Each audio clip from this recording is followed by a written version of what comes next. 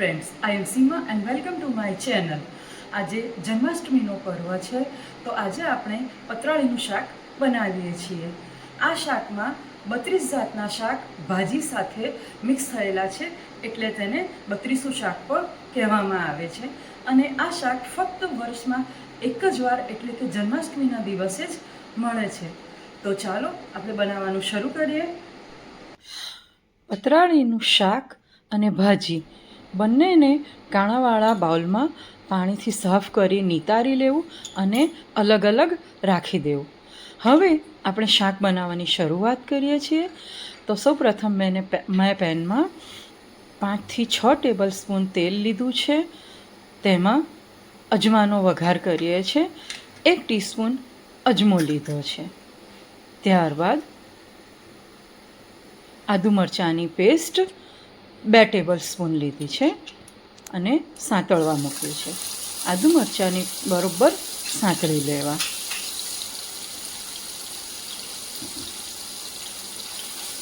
આ શાકમાં આપણે કાંદા લસણનો ઉપયોગ નથી કરતા અને કોઈ પણ બહારના શાકના ગરમ મસાલાનો પણ ઉપયોગ નથી કરતા.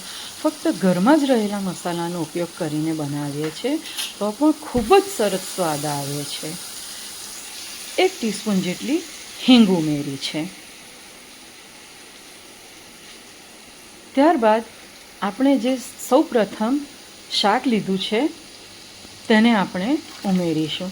એકદમ પાણી નિતારીને લીધું છે.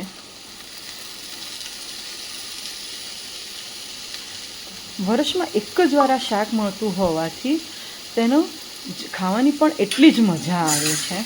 અને કોઈ પણ સિઝનમાં જે શાક ના મળતું હોય તે પણ આ સિઝનમાં બધા જ શાક મળી જાય છે. ત્યારબાદ મેં અહીં 2 ટામેટાં સમારીને લીધા છે.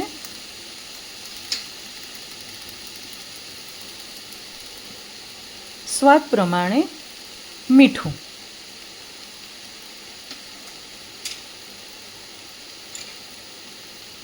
અમારે ત્યાં તીખું વધારે ખવાય છે તેથી હું અહીંયા લાલ મરચાંનો પાવડર વધારે ઉપયોગ કરી રહી છું.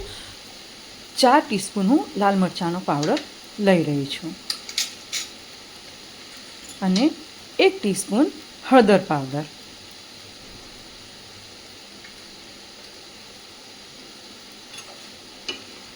બધો જ મસાલો હવે મિક્સ કરી લેવો.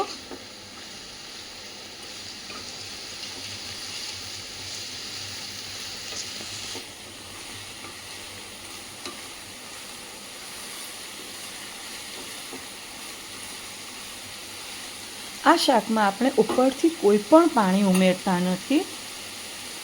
જે ભાજી આપણે ઉપયોગમાં લીધી છે તેમાં જ જે પાણી છૂટશે તેમાંથી જ આ શાક ચડી જશે.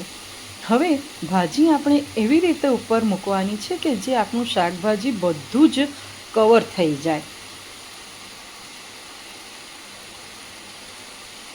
અને પછી હવે હલાવવાનું નથી. બધી જ ભાજી ઉમેરી અને શાકને કવર કરી દઈએ. પછી ઢાંકણ ઢાંકીને 2 થી 2.5 મિનિટ સુધી ચઢવા દેવાનું છે.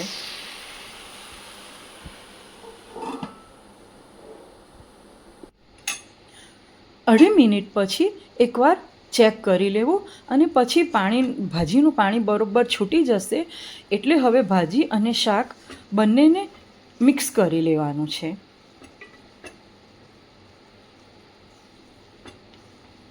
અને ફરીથી ફાઇનલ હવે ઢાંકણ ઢાંકીને 5 થી 7 મિનિટ શાકને જે ભાજીનું પાણી છૂટ્યું છે તેમાં જ ચડવા દેવાનું છે.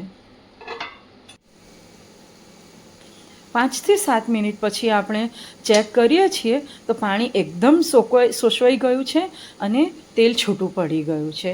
હવે સૌથી છેલ્લે ઉપરથી આપણે 2 ટીસ્પૂન ધાણા જીરાનો પાવડર અને 2 ટીસ્પૂન લીંબુનો રસ ઉમેરીશું અને બધું જ બરોબર મિક્સ કરી લઈશું. અત્યારે શાક રેડી થઈ ગયું છે અને તેમાંથી જે સુગંધ આવી રહી છે તેનું વર્ણન જ કરવું મુશ્કેલ છે. ખૂબ જ સરસ સ્મેલ આવી રહી છે. અને લો હવે આ આપણું પતરાળીનું શાક રેડી છે. જેને હવે આપણે સર્વ કરીશું.